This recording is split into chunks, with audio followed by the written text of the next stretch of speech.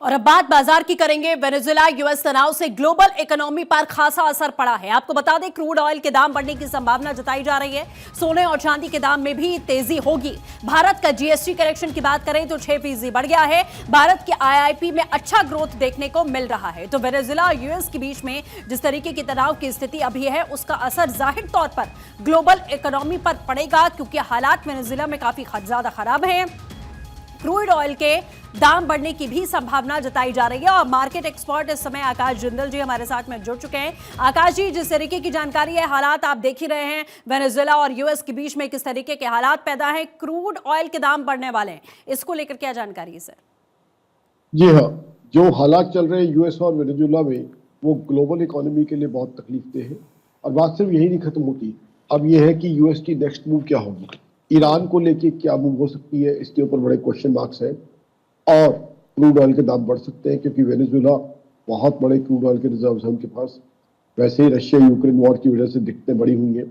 उसके अलावा और जियोपॉलिटिकल सिचुएशन ने भी सिचुएशन को काफी घबराहट में डाल दिया। इसीलिए आपने देखा गोल्ड और सिल्वर दोनों के अंदर कल तेजी आई है, क्योंकि गोल्ड और सिल्वर को सेफ हेवन एसेट माना जाता है। जब भी ग्लोबल इकोनॉमी में तनाव होता है, जब भी ग्लोबल इकोनॉमी में डर, घबराहट बढ़ती है, तो गोल्ड और सिल्वर की तरफ इन्वेस्टर्स का इंटरेस्ट हमेशा बढ़ता है। और वही चीज हो रही है।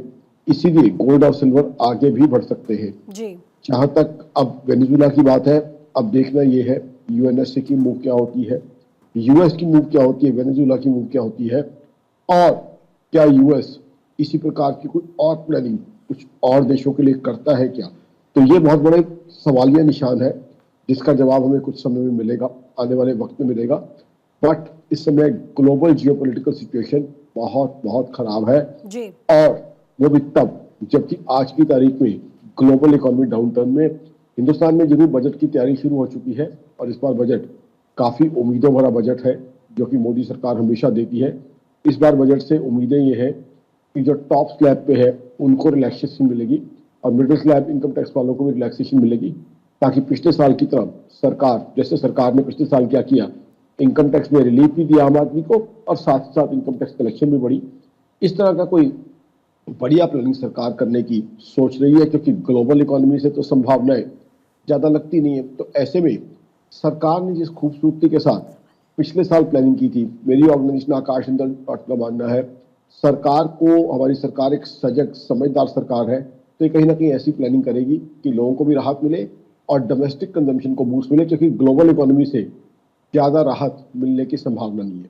तो मेरी ऑर्गेनाइजेशन आकाश जिंदल का मानना है, बजट अब कुछ ही दिन में रह गए हैं, अब मार्केट के हिसाब से देखें तो 15 दिन वर्किंग डेज रह गए हैं, तो बजट से काफी उम्मीदें हैं हमारी इकोनॉमी को, हमारी मार्केट्स को, हमारी कंजम्पशन को और देश के आम आदमी को। बजट जो है इस बार काफी उम्मीदें और काफी अच्छा बजट होने की संभावना। बिल्कुल ठीक है आकाश सर, जिस तरीके से जानकारी आपने दी, जाहिर है कि इसका असर जो कुछ भी वेनेजुएला में हुआ है वो पूरी दुनिया पर पड़ रहा है। फिलहाल हमारे साथ जुड़ने के लिए आपका बहुत बहुत शुक्रिया।